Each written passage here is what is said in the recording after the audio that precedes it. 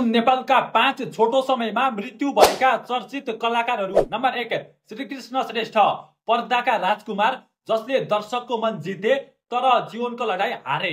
विक्रम सम्वत 2024 साल वैशाख 6 गते काठमाडौँमा जन्मिएका श्रीकृष्ण श्रेष्ठ नेपाली चलचित्र उद्योगका उत्कृष्ट अभिनेता थिए। भुमरी चलचित्रबाट अभिनय यात्रा सुरु गरेका अभिनेता श्रीकृष्ण श्रेष्ठले ए मेरो हजुर, सन्तान, आमाको काख, राम बलराम, को आफ्नो को बिरानो र कोहिनुर जस्ता दर्जनौं हिट फिल्म मार्फत दर्शकमाझ गहिरो छाप छोडे। कोहिनुर उनको जीवनको अन्तिम र सबैभन्दा सफल फिल्म बन्न पुग्यो नायिका श्वेता खड्कासँग विवाह गरेको 27 दिनपछि, अर्थात् 2071 साल साउन 25 गते श्रीकृष्ण श्रेष्ठले भारतको नयाँ दिल्लीमा उपचारको क्रममा निमोनिया र बोन क्यान्सरको जटिलताले 47 वर्षकी उमेरमा संसार छोडे। अभिनेता श्रीकृष्ण श्रेष्ठको मृत्युले नेपाली चलचित्र उद्योग मात्र होइन, सम्पूर्ण दर्शकमाझ स्तब्ध बन्यो। नम्बर 2 यमबुद्ध, जसले नेपाली र्यापको इतिहासलाई नै फेरिदिए। अनिल अधिकारी, जसलाई संसारले यमबुद्धको नामले चिन्यो। उनी जन्मिएका थिए 2044 साल ज्येष्ठ 16 गते काठमाडौँमा। बाल्यकालमै बेलायत गएका यमबुद्धले नेपाली हिपहपलाई यस्तो उचाइमा पुर्याए जहाँसम्म नेपाली गीतले कहिल्यै अनुभूति गरेको थिएन। साथी, आमा, यो प्रसङ्ग, फुटपाथ मेरो घर, अन्त्यको सुरुवात, आउँदैछु म जस्ता गीतहरूमा वा भनौँ र्यापहरूमा केवल लय मात्र होइन, जीवनको कठोर यथार्थ बोल्थ्यो। तर यति मात्र होइन, उनले रबार्ज नामक र्याप ब्याटल सो सुरु गरे। नेपाली र्याप क्षेत्रमा नयाँ पुस्ता जन्माए। रबार्ज नेपालमा भएको पहिलो ठुलो र्याप ब्याटल प्लेटफर्म हो।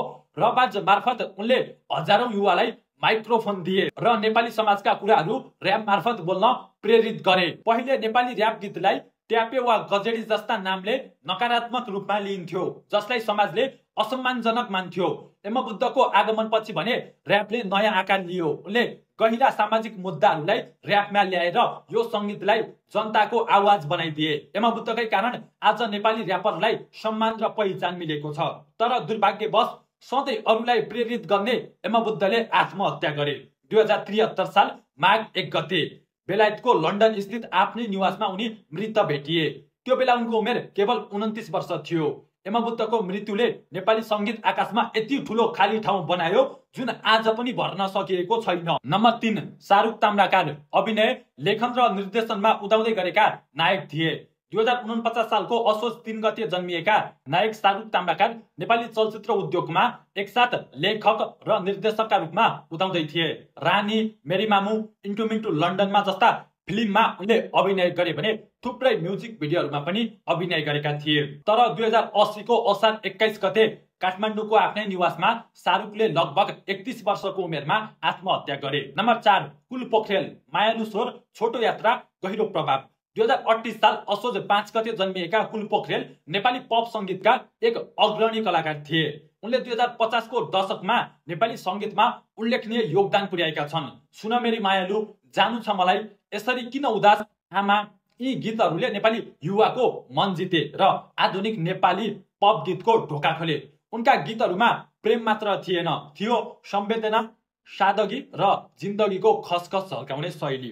तर दुर्भाग्यवश 2061 असोज 18 गते उनको 23 वर्षको उमेरमा निधन भयो। पाटन अस्पतालमा उनको मृत्यु भएपछि जुन डाक्टरहरूले लागू पदार्थको ओभरडोज भएको पुष्टि गरेपछि उनका प्रशंसकहरू स्तब्ध भए। उनको अन्तिम गीत सुनको बाला थियो। नम्बर 5 सचिन परियार, के छ हजुरभित्र लुकेको दुःखको कथा।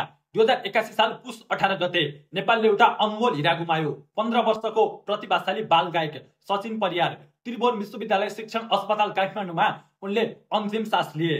विभिन्न मिडिया रिपोर्टहरू र परिवारका भनाइहरू अनुसार उनलाई बाल्यकालदेखि नै स्वास्थ्य सम्बन्धी गम्भीर समस्या थियो। सचिनले लामो समयदेखि स्वास्थ्यसँग लडाई लड्दै आएका थिए। अन्तिममा सेप्टिक साक निमोनिया र अङ्ग विफलतासँगको सङ्घर्षमा उनी हार भए। सानो उमेरमा के छ हजुर भन्ने सरल वाक्यबाट उनी लाखौंको मनमा छाइए। दिदी भाइ, माया बुनेर, छाता ओढेर जस्ता गीतहरूले सचिनलाई नेपालकै प्रिय बाल गायक बनायो। राज्य समाज जस्ता कलाकारहरूसँग स्टेज बाँडे। तर भित्री जीवनमा उनले कहिले विश्राम गर्न पाएनन्। नाच्न, गाउन, देखाउन निरन्तर दबावमा राखिए। मनोरञ्जनको नाममा धेरैले भन्ने गर्छन् सचिनको प्रतिभा जतिसुकै उज्यालो थियो त्यो भन्दा ठुलो उनको पीडा।